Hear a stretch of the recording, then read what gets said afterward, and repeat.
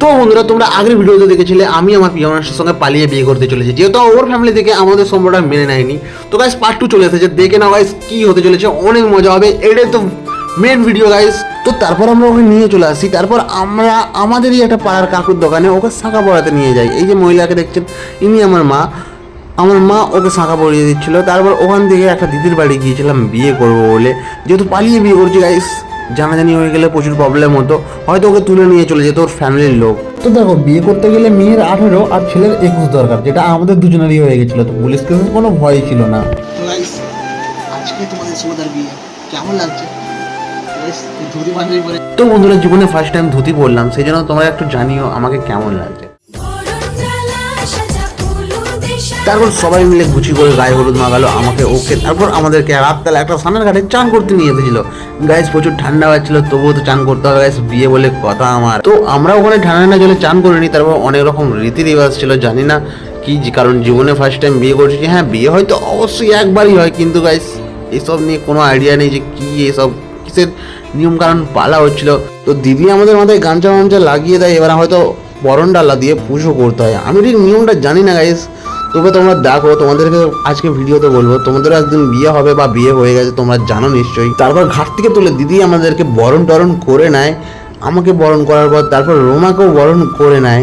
ওনারা চলো যাই হোক, এইসব রীতি রেওয়াজ নাই বুঝি, কিন্তু আমার প্রিয় মানুষটাকে আমি পেয়ে গেছি, এর থেকে বেশি খুশি আমার কাছে কি হতে পারে। তো গাইস, বরণ টরণ করা হয়ে যাওয়ার পর আমাদেরকে নিয়ে যায় আবার সেই যেখানে আমাদের বিয়েটা হচ্ছিল। এবার হয়তো আমাদের মালা বদল হবে।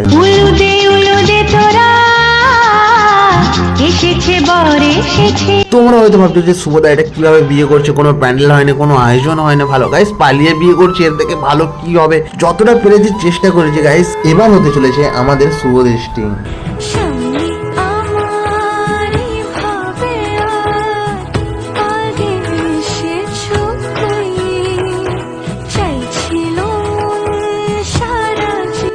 তো বন্ধুরা, আজকের দিনটা আমার কাছে প্রচুর স্পেশাল একটা দিন ছিল। নিজের প্রিয় মানুষটাকে নিজের জীবন সঙ্গী হিসাবে পাওয়ার থেকে আনন্দ এর থেকে বেশি কি হতে পারে গাইস। তারপর গাইস আমাদের মালা বদন হতে চলেছে। চোখ তুলে দেখো না কে এসেছে, আরে নতুন করে আবার বিয়ের সানাই বেজেছে। যদি সত্যি তোমরা কাউকে ভালোবেসে থাকো, তবে তাহলে তাকে পূর্ণতা দাও। এই যে পূর্ণতা পাওয়ার খুশিটা আলাদা লেভেলেরই খুশি বস।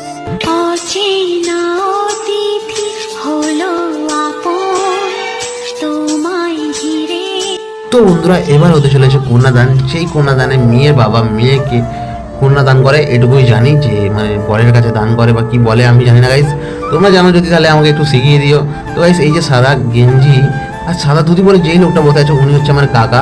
উনি হচ্ছে আমার স্ত্রী, মানে আমার গার্লফ্রেন্ড, যার সঙ্গে আমার বিয়ে হচ্ছে, তার কন্যাদান করছে, কারণ ওর বাবা মেনে নেয়নি আমাদের সম্পর্কটা। তো যাই হোক, তো কন্যাদান করতে হতো না, তো আমার কাকাই করছে এটা। তো তারপর বামুন ঠাকুর আমাদের দুজনের হাত রেখে আমাদের দুই হাতকে 4 হাত করে দিল। তো দিয়ে মন্ত্র বলা শুরু করলো গাইস। শুভ দৃষ্টিতে মিলবে নয়ন, সাত পাকে বাঁধা পড়ব দুজন। দেখো বন্ধুরা, জীবনে যতই খারাপ পরিস্থিতি হোক, তোমরা তোমাদের প্রিয় মানুষটাকে কোনোদিন মাঝপথে ছেড়ে দিও না। মাঝপথে ছেড়ে দিলে তাকে আর পাবে না বস, আর তাকে হয়তো অন্য কেউ নিয়ে চলে যাবে। তাই নিজের প্রিয় মানুষটাকে পরিণত দিতে হবে বস, যত কষ্টই হোক।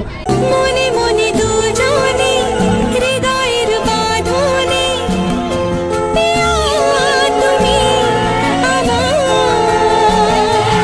সাত পাকে বাঁধা, সাত পাকে। তো এরপর আমার প্রিয় মানুষটাকে পার্মানেন্টের জন্য গার্লফ্রেন্ড থেকে বউ বানিয়ে ফেললাম।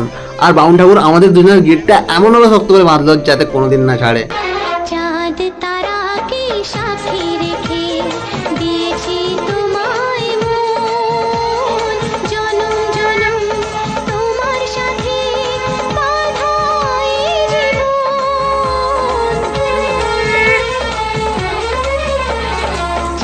তো বন্ধুরা, তারপর আমাদের বিয়ে কমপ্লিট হয়ে যায়। হ্যাঁ বন্ধুরা, ছোট করে বিয়ে করতে পারি, পালিয়ে বিয়ে করতে পারি, কিন্তু আর সব রকম নিয়ম কানুন মেনেই করেছি। তারপর বামুন ঠাকুর মাথায় ফুল ফুল ছড়িয়ে আশীর্বাদ করলো আমাদেরকে, বামুন ঠাকুরকে প্রণাম করলাম আমরা। তারপর মানে দিদিদের বাড়িতে যতজন ছিল সবাইকে প্রণাম করলাম। ওখানে যে ঠাকুর মন্দির ছিল ওই ঠাকুর মন্দিরেও প্রণাম করলাম। আর তোমরাও আমাদেরকে দু হাত ভরে আশীর্বাদ করো যাতে আমরা অনেক সুখী হই। আমি আমার প্রিয় মানুষটাকে যেন সারা জীবন অনেক ভালো রাখতে পারি, ওর সব ছোট ছোট ইচ্ছা আবদার যেন পূরণ করতে পারি। তোমরা সবাই আমার পাশে থেকো গাইস। হ্যালো বন্ধুরা, দেখতেই পাচ্ছ অলরেডি বিয়ে কমপ্লিট। আমার মেহবুবা, আমার মহারানী। বাংলা বাজারে তো হ্যালো গাইস, সুইট ক্রিয়েশনের যে কটা মেয়ে ফলোয়ার ছিল সবার মনটা ভেঙে গেল। আমি বুঝতে পারি সবার একটা মনটা ভেঙে গেছে, কিন্তু কিছু করার নেই। ভালোবাসা, ভালোবাসি শুধুই তাকে, ভালোবাসায় I am really really sorry. মেদিজি রাখে বিয়ে তো করতেই হবে।